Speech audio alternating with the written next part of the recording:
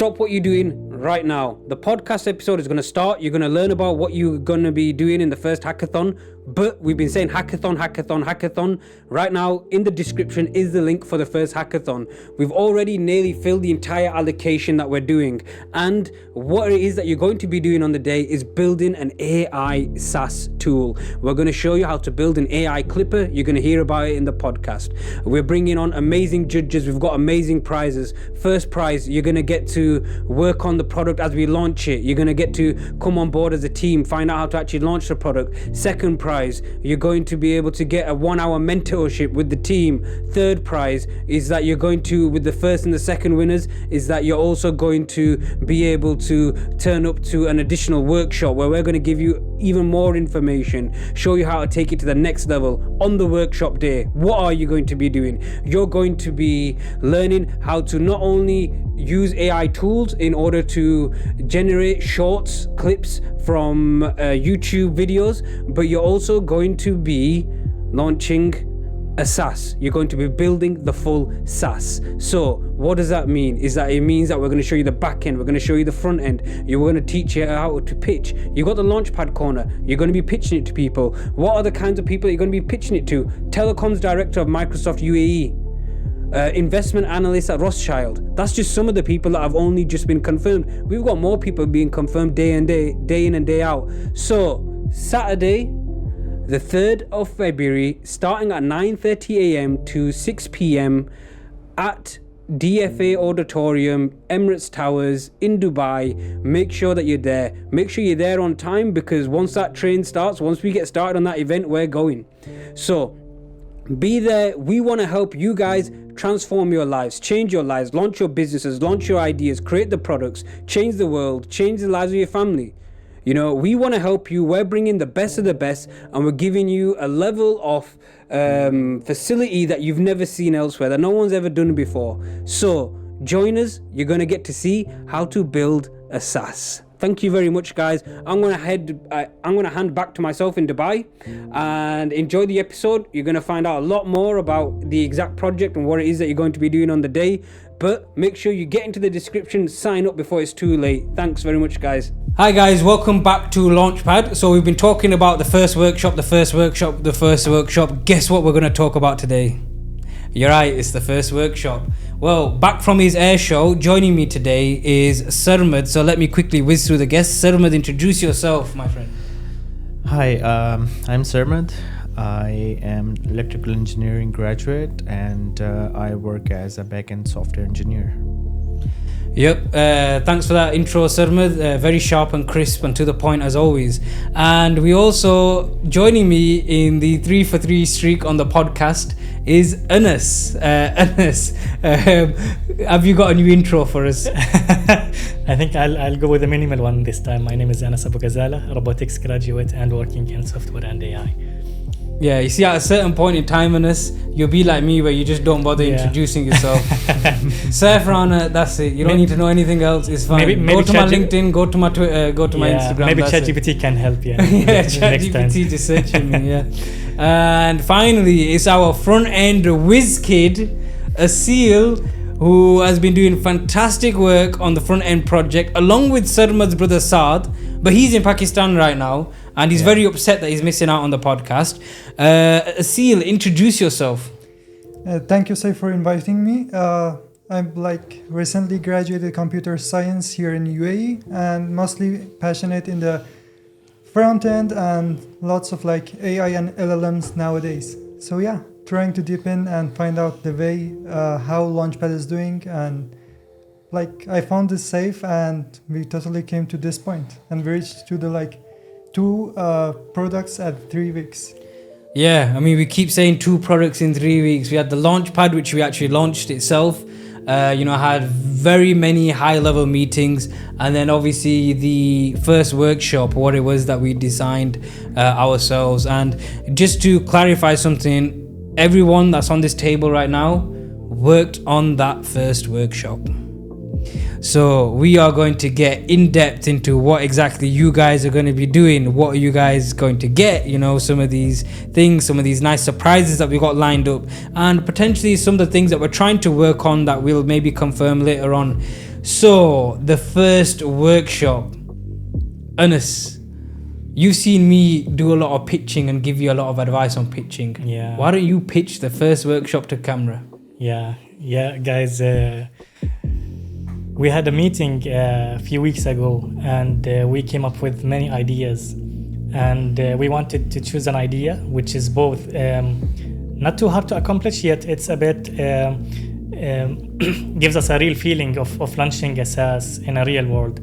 And we chose AI shorts generator, where you can just simply upload a video, or let's say send a YouTube link for a video, and our tool will just take it, check where are the most interesting parts of it, and the ones with the viral potential. We'll split it, cut it, add some captions on it, maybe zoom a little bit on the face, and send it back to you, so you can just go continue your advertisement journey, or marketing, or whatever is your end goal. Yeah, I mean, totally. And one thing to bear in note as well, between Anas, Asil, Sarmad, and then also Saad, no one spent more than 7 hours working on this. So if we would say everyone spent 7 hours, then that would be 28 hours combined. So the 24-hour SaaS, we've made sure that it is viable, it is possible. Yeah. And, just to bring it back around to the product, and what we're talking about delivering insane amount of value. You've got companies like Opus.pro, TwoShorts.ai. Opus.pro has raised a multi-million-dollar round. It has a multi-million-dollar valuation. They started off with just a core feature of allowing people to upload podcasts, YouTube links to podcasts, or upload the videos to podcasts, and it creates the clips for it automatically, it captions it. And that's what we're going to be giving to you guys and showing you guys how to build for your first SaaS. So how's about that for value? An insane amount of value. Now, what I want to do is I want to scale it back down. Actually, you guys went on the journey. None of you guys have actually had a company before yourselves. Sarmad, correct me if I'm wrong. No. Okay, so Sarmad's kind of in that grey area. Correct. So it's kind of, that's why. But none of you guys have had a company with a product per se, where you're pushing that to people, and this is a product. It's a product cum service, actually. So what did you guys think it took to build a SaaS before coming onto Launchpad and then getting an insight into my framework, which we're tooling into the Launchpad framework? What did you guys think to that? So I have built a couple SaaS projects. I would say projects because there's a difference between project and a product, right? And the difference is what we're trying to cover here at Launchpad, right? First you have a project, and then you launch it in the real world, and then it becomes a product. And then you iterate based on user feedback, and you get it where it's supposed to be.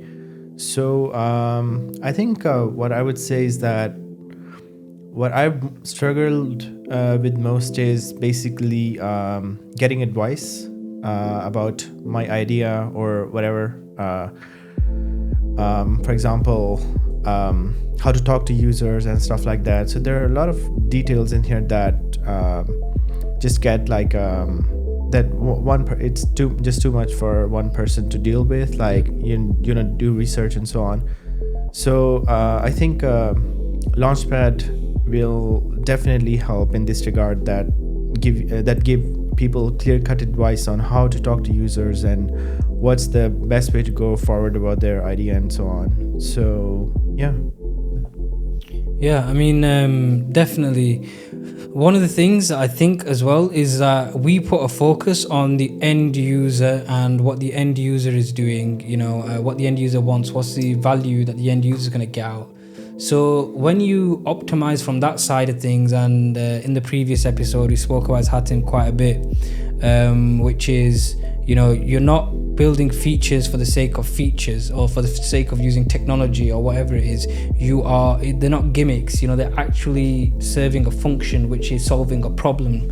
So when you are taking that perspective, it becomes very easy to understand how to talk about the problem, because every step of the way, everything's being guided by, exactly, what it is that, the end user is doing. Now, for the AI Shorts program, you guys are coming to me constantly because I was someone who does quite a lot of content creation, very familiar with the podcasting scene and the live streaming scene and things like that. So, I was kind of like the perfect customer for some kind of project like this, because I hate creating clips and things like that.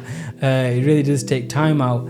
So, one thing that you would have seen is just that the cutting back of the features, just cut it back, bring it back, just focus on just delivering one value aspect from the very beginning. And then from there, you then take that forward and you say that, okay, now that we've mastered delivering value in this one aspect, now let's take it forward and, focus on other areas where can we improve it? Can we do this? Can we do that? And Anas and his enhancements, and constantly being told to cut back on them because it's a first stage, it's a first generation product, and it will iterate through. But Anas, what was your opinions on building a SaaS before? Yeah. And how did it change? So maybe 1.5 years back, also SaaS was a buzzword which was spreading around quickly, and I've been looking at some videos about how those, like some guys just quickly within maybe weeks or maximum months build a very successful SaaS, and even find a successful exit strategy for that. I thought it's very big concept, like SaaS. It's the thing, and it's not an easy thing to achieve. Later to come to realize that we actually did a SaaS within 7 hours each, like 4 people, 7 hours each person. We have never met each other before, I believe, and with just like one clear goal in mind and the minimal acceptable with a good quality product, POC, sorry. We were able to deliver a SaaS. So there have been a shift in my perspective between what SaaS was and what actually is a SaaS. And indeed, someone like me, I try to I like to put some enhancements here and there, but we just focused on the core value and the core product itself only, to deliver it in a best way and the fastest way as well. So maybe this is a definitely. I mean, that echoes forward, so much, and it comes again. It's just repeating the same points, but it's really important to massage this in. You guys will have heard me repeat the same points over and over and over again, to the point where I could have probably just had a tape recorder and pressed play, and you guys probably got sick of me of repeating the same points. But it's the repetition and building the muscle of understanding that when you're optimizing for value, there's like very fine lines, between just staying ultra focused on exactly what it is that is the core value point, and then the business acumen comes in, where you understand that, is this something now which is specific to this one person or this particular group of people, or is there a market for it, and that's another side to it, but you have to understand whether the idea is any good. Some ideas are great on paper, they're terrible in person. It's possible to identify a gap in the market and there's no market in the gap. That's the journey you got to go on. You don't need to build an overly advanced product which accounts for tons and tons of edge cases if the idea is a non-starter to begin with. So this is what I mean, where you can very easily, the idea of a SaaS, how does a company start? It's kind of like the MVP for the MVP, where initially when you're trying to get people on board or people involved, there's a very basic product which comes through. I'll give you actually a very specific example, then I'll come on to Asil's thoughts of what he thought a SaaS was, and afterwards. But a very specific example which really backs up my point that I'm making over here is that when I applied to Microsoft for startups for ILA, and there was a video that I had to make which showcased what the product was. Now, I had a very, very basic product. It looked horrendous. It looks like a HTML table, okay, with just text and things like that. But it was something that I made in 2019 just to help my sister, who is a teacher, be able to produce lesson content. And it was that product which I realized that I could apply AI to in certain ways. I already had something of valuable. Okay, now how do I take it and make it, it's not something that applies for one person, but a group of people. And that was a concept, is that you guys are building something very, very simple. It's something that you would take to maybe Microsoft for startups, or NVIDIA Inception. I'm also a part of NVIDIA Inception as well, or many other accelerators that you can go to, and also in addition to that, you can take to your initial customers and you can canvas opinion against it. And this is something which is in the Microsoft video, where you can see that early stage demo, and if you see the difference between what it started off at, and one day I will release a video and you'll realize how horrendous it actually looked.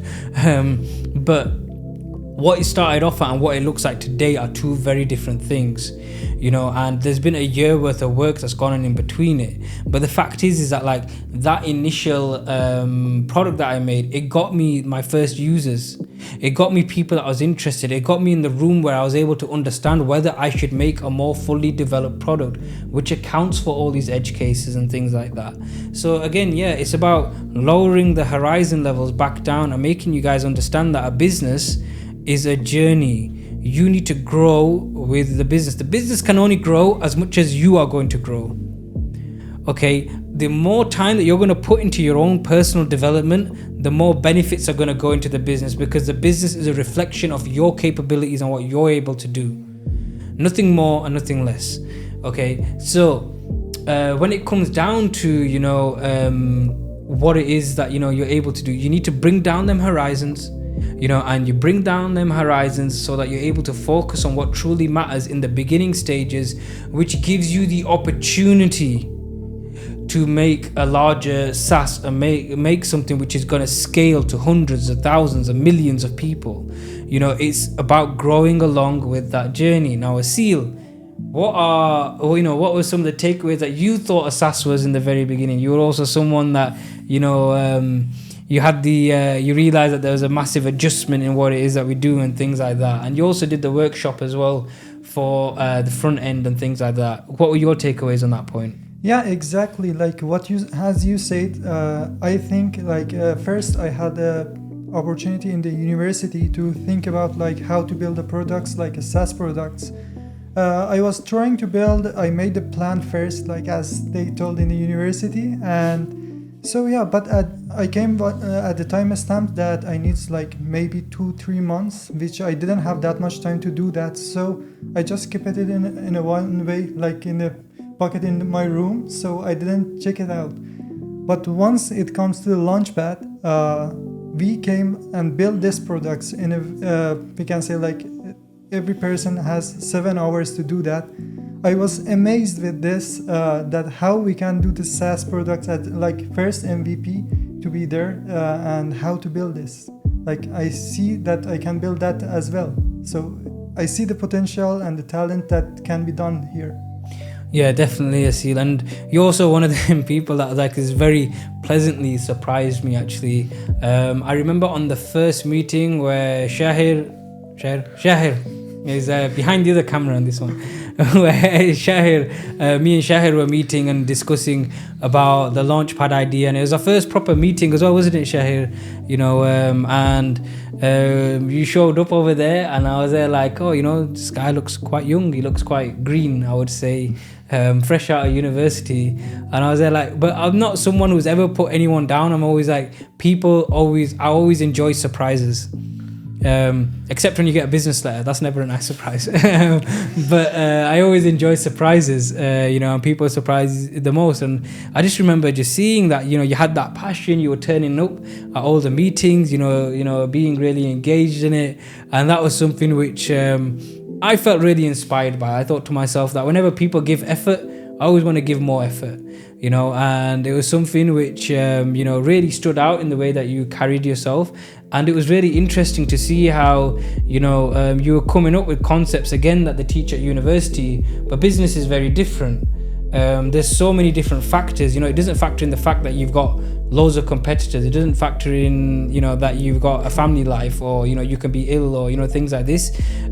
You know, there's very much a practical aspect to it, which doesn't take in case. And I think that a lot of you guys have sort of seen that. I mean, unless you saw me practically we have a saying in England, at death's door, you know, really ill, unable to talk, but still on a video call meeting and having to say everything 5-6 times to make sure that we hit that target of 3 weeks, 2 products. Yeah. Something that I've mentioned is the sequencing. People get the sequencing wrong. Sequencing is really important. Yes, you might have to do, in the 100-step journey, you got to do all the steps.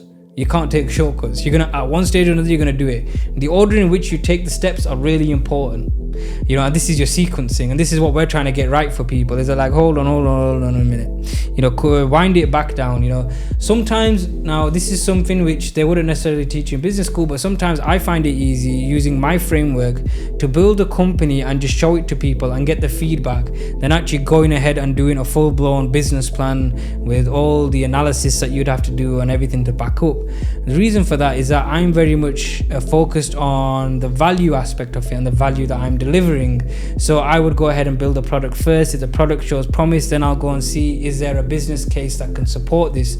Because no matter what, whenever you build a product, you could always incorporate it into something else that you do further down the line. So it's kind of like a future investment that you guys see. Anas, maybe you'll say something to this comment this time and not just awkwardly stay quiet. But this is why we should also have had Sheher on the show, but Sheher didn't want to turn up there. But we'll get him on one day, inshallah.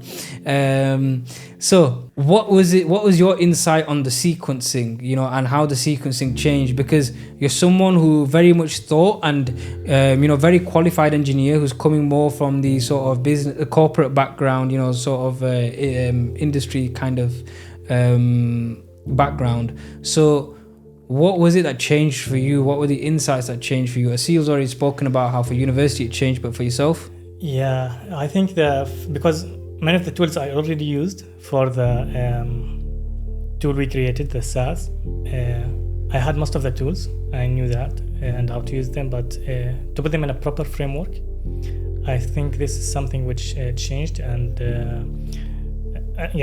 one of the projects I tried to do previously was with a close friend of mine, and initially we were focused on thinking just about an idea, and we took our time thinking about it. We decided to make the idea more clear for us ourselves, we jumped and created a design. We used Figma and some other tools to come up with a design, and we focused so much in the design. We started with the front-end development even before starting developing the main and core feature in the back-end.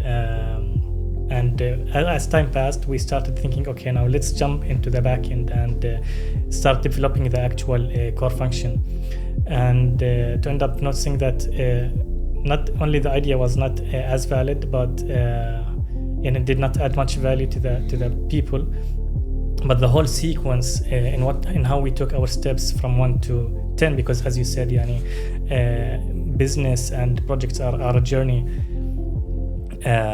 We were jumping, walking through in a wrong sequence. But once we tried to shift that, and this is something I saw in Launchpad, just focusing on the very core value, what's the actual pain of the customer or user, and trying to actually implement the core feature for that in a POC. Quickly after that, just try to marry it with a design for MVP, and then you start getting feedback from people, because people of course will interact easily. And the thing with feedback as well is what people I'm actually surprised that not a lot of people do this actually. It's very surprising to me, is that have analytics built into your product so you can understand. So why wouldn't you, for example, every time a button's clicked, have a fetch request, or when it goes to the root, when it's hitting your back end, have that register somewhere so you can understand this user clicked this button to go to this page. Before you know it, you can create a map and a journey of exactly what that user is going on. So you can understand if you've developed a feature that no one's using or no one can find. So now you know where you need to focus your future iterations. All of a sudden, it's not a guessing game, because you're putting it in front of relevant people that you're sure are representative of the group that you're targeting, your target audience. And that's why we need speed for that. Yeah, and this is exactly why you need speed, and speed does come into it. But I've mentioned enough about speed. I think people are going to be sick of me. They're going to think that I only know one thing. They'll be like, the Safran School of Business is speed and nothing else. Five letters. But the importance of that speed is because building a SaaS is just a first step in a longer journey. So you need speed to be able just to reach the second create phase. the momentum. And you will you will be surprised that there are many steps following the actual product. So not only the product needs to be developed to have a successful product in the market. Yeah, and again, and one of the things as well is that, like you said, is that when you've got the analytics and you're bringing the analytics in, and then now all of a sudden you're very targeted and you're very data driven, what's happening is that the approach is making it very easy to bring investors on board further down the line. These are the kind of things that they're going to ask you when you're trying to fundraise or bring on board partners or grow the team. You need to know your business, your product inside out. And there's a method of building out the company which really makes it easy. So you start off very basic. You address the core pain point that it is that you're trying to develop, and then you bring in the analytics into it. And the analytics is a little bit past the point at which we're going to be teaching you guys in the workshops, but it's very easy to add. You can have it read out to a database, and you can find out, you can infer all this information and really focus and supercharge what it is that you're doing and whether you should develop something. I've had moments where I've spent 6 months of my life developing a feature that I found out that no one used. I let the silence sit there just so you can understand how painful that was for me. But after that, when you understand how you can really transform the analytics, and Sarmad, maybe you might have a few insights on this that you want to bring into that. I think it's like one of the worst feelings that you build something, you put your blood, sweat and tears into building something for 6 months, and only to find out that no one wants to use it. So that's why I would say that try lots and lots of things. Like, obviously what you mentioned on analytics is important, because it will let you do that if there are certain aspects of your application that users are not interested in, which will be obvious by analytics, right? So you can just cut them out and just try more and more things. And even one step before that, I would like to say that having a builder mindset is very, very important. So I didn't realize I realized it quite late, but I'm glad I did. But having something to build or shipping every day, just building, it just provides you with a lot more opportunity. Yeah, so definitely. There was one thing I read somewhere, I'm not sure where, but it was a quote, something like, if there is a book that you want to read, but it has not been written yet, then you must write it. So if there is something... Sarma's inspirational quotes, guys. So if you want to see something, or if you think that something might be useful in the world, but it doesn't exist yet, then you must create it, right?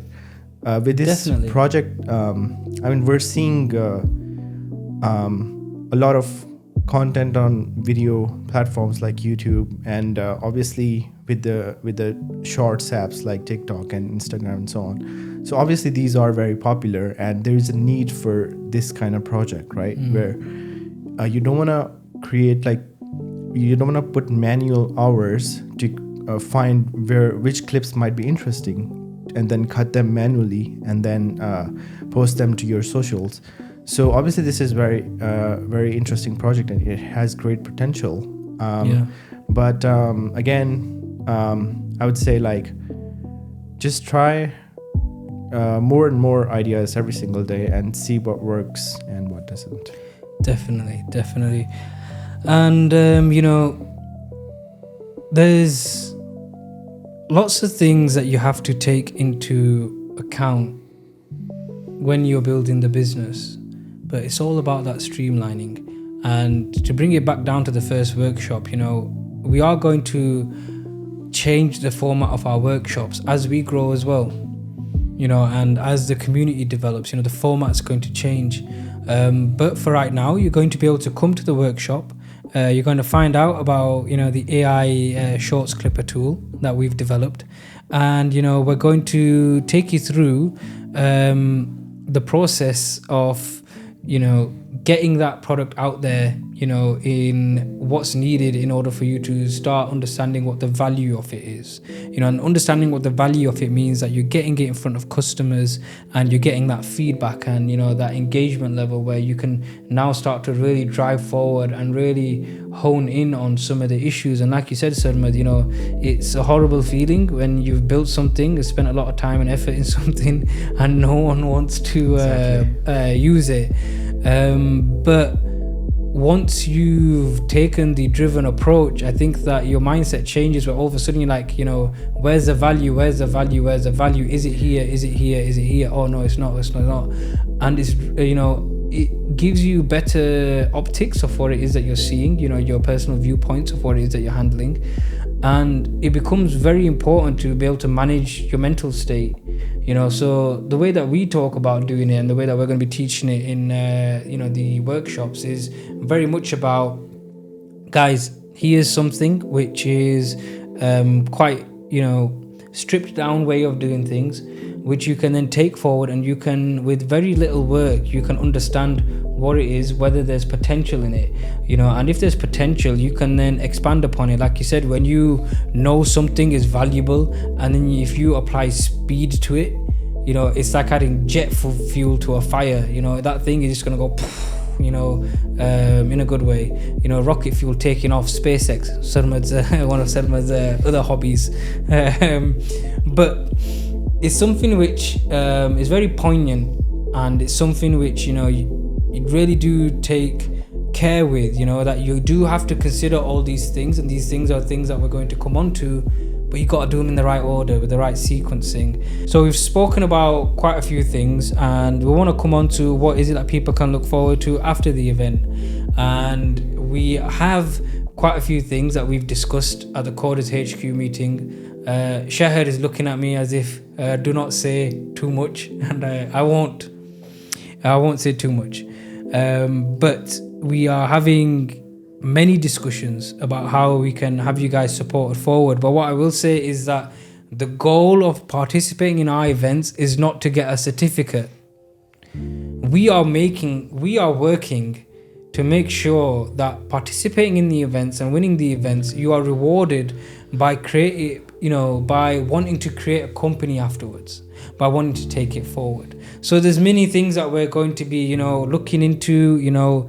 Some of the members of Launchpad, for example, might consider investing in high potential individuals, such as myself and, a few others as well who have come forward. And, we'll be able to assist also in starting with a business. Some of our contacts that we're going to be bringing to the event may even be looking to hire that we've spoken to. I'm not going to say anything else, otherwise Shahid is going to shoot me with a bullet. But there's quite a lot that I really do wish that I could share in terms of prizes.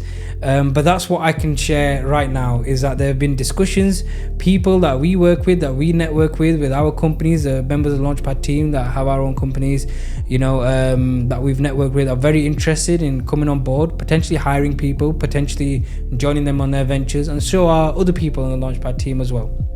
So in terms of reward, that's what you can look forward to. So I'm going to wrap up this episode on our first workshop, and let's head over to Asil, who we've heard speaking to the least. Asil, what are your final comments? What do you want people to remember you by on this podcast? Take it away. Yeah, I want to mention, as you mentioned before, about the things that I'm recently graduated. I'm looking forward to the students, university student especially, and who like me recently graduated, to attend these events and workshops and see, because I see many talented people there and the potential the students have in the university and how they can bring it towards to building the business and company and startups. Yeah, you must have been like a hero after Launchpad got announced. Then you went into university, with how everyone responded. How was that like? Just seeing that response amongst the students.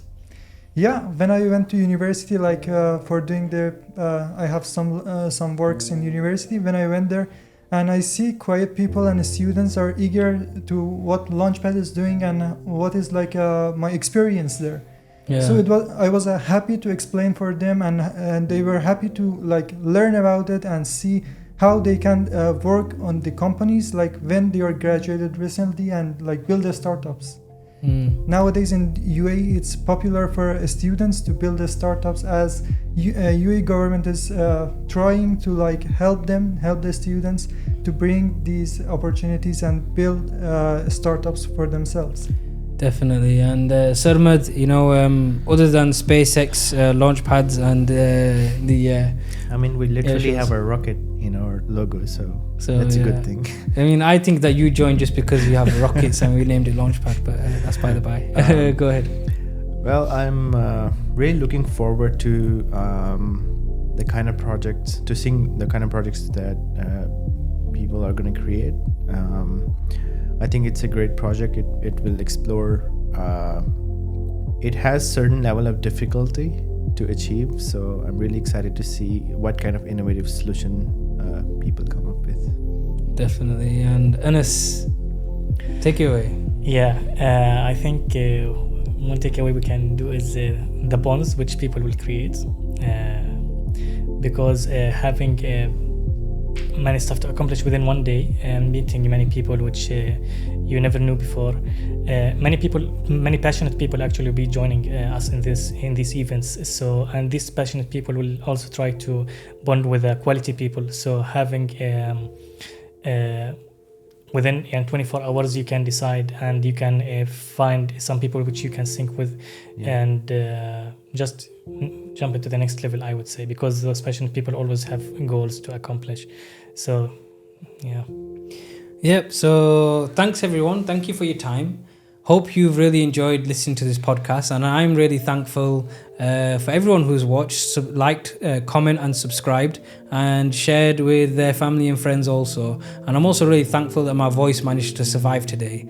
3 podcast recordings, and then also a few meetings as well. this is how much committed we are. This is it. The speed, guys. You know, we're ferocious with it. So thanks very much for your time.